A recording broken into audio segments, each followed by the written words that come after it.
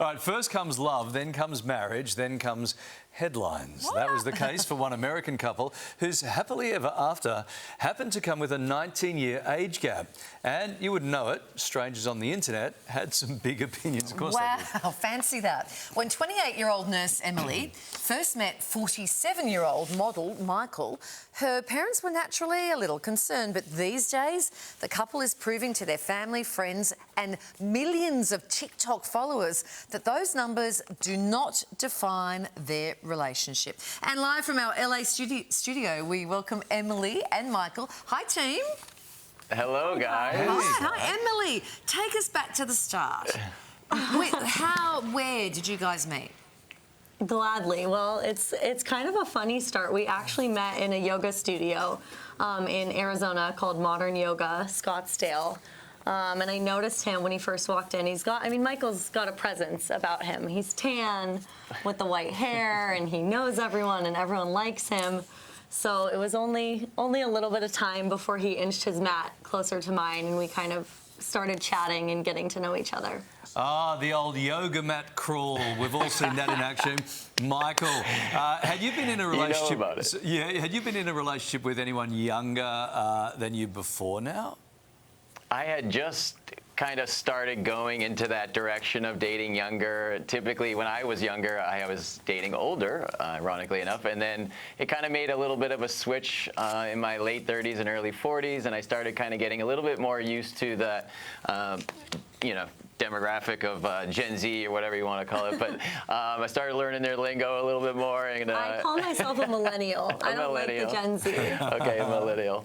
And so, I had a little bit of experience, but nothing ever serious as far as a relationship goes. So, Emily, how does Michael compare, or how did Michael compare to guys that you had dated previously? And did you have a type? Like, was it the McDreamy type, the Patrick Dempsey kind of look that Michael so closely resembles? She had a good look. Definitely. Don't you think? There's a touch of the Patrick Dempsey's about him. Yes, which I love that because he's one of my celebrity crushes. Yeah. But I actually did have a type. I liked the tall, dark, handsome, so I don't know how I ended up with a husband with, like, white as snow hair. But I knew I always liked older. I didn't necessarily think I would go for someone 19 years older than myself. But I think what made Michael stand out, especially from guys my age, was he was someone that knew how to navigate conflict and knew how to communicate in a really healthy way. You know, a little bit different than at the time when I met Michael, I was only 23, a little bit different than 23-year-old boys. They don't necessarily, understand that quite yet.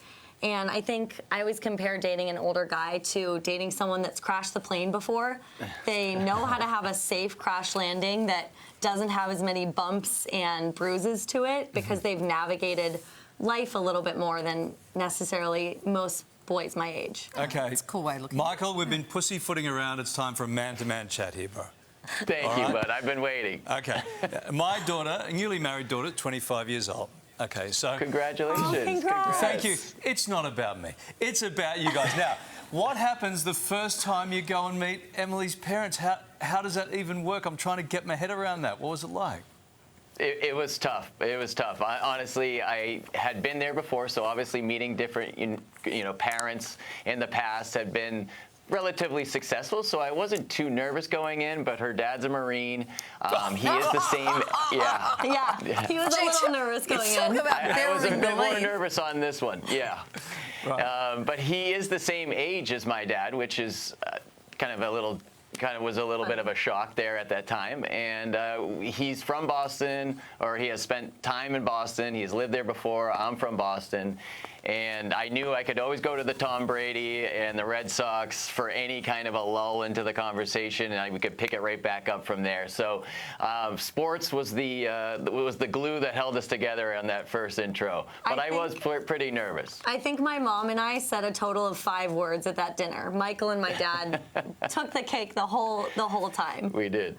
Yeah, I was going to say, talking about your dad, but yeah, and your mum's reaction would be interesting too when you're bringing Michael home, wouldn't it? Yeah. Yeah, that one was... She initially actually kind of told me to go for it because at the time I was calling her and I was like, Mom, this older guy in yoga is, trying to talk to me. And she was like, well, Emily, the boys your age aren't really working out, so maybe you should give it a shot. And then, I kind of said the same thing when I first met her. I was like, well, how's all that dating going at your mid-20s? And I felt like I had a little bit more to offer. Yeah. Mum's looking at your photos, Emily, going, yeah, bring him over for dinner. That'd be fun. I was trying to allude to that. I just didn't know how to sort of say it. Michael, at any point, so you're sitting at Starbucks and Emily says, oh, by the way, my dad's a Marine. At any point, were you like, I'm out, I'm going? Oh, that is when those butterflies set in. I didn't always have the butterflies when I had first met Emily. I didn't know it was going to go in this direction. The butterflies came later when I met Dad, for sure. So, Emily, we're living this sort of TikTok age. Everyone has an opinion. How do you deal with any negative comments that you may come across online? Oh, there are plenty of those. I mean, I think whenever you post or put yourself out there, there's going to be negative comments. And then especially when you're doing something that's different than the normal, there's definitely going to be negative comments because people are just a little shocked. But I think there's definitely days where the negative comments get to us more than others. But I always just try to refocus back to two things. A, the people making those comments don't know anything about my relationship. They're seeing such a small percentage of it online. If any really percentage, how much can you really tell from someone's life, from their videos? And then B, usually those people, I have to remember what kind of place they're in. Like, I've never gone to comment something negative on someone's page about their relationship. So for someone to be doing that, I'm like, they're probably struggling.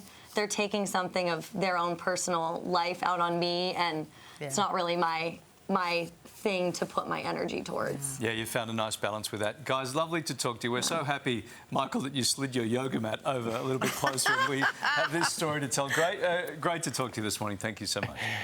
Thanks for having us, guys. Yeah, and as influencers, you really need to get that shampoo sort of endorsement deal happening between the two. And the toothpaste. And the toothpaste. You got a lot. I'm going teeth, hair. Yeah. I'm looking for it all. Looking for the shampoo ads. Where are we going? And what about this? Your own range of easy slide yoga mats. Wow, do you guys want to be our agents? You're killing it. Dude, you Yeah, are we got all the smart. ideas. I don't know how I ended up so close to you. My mat just slid over by itself. Thank you, guys. Great fun. Have a good day. Thanks, guys. Thank you.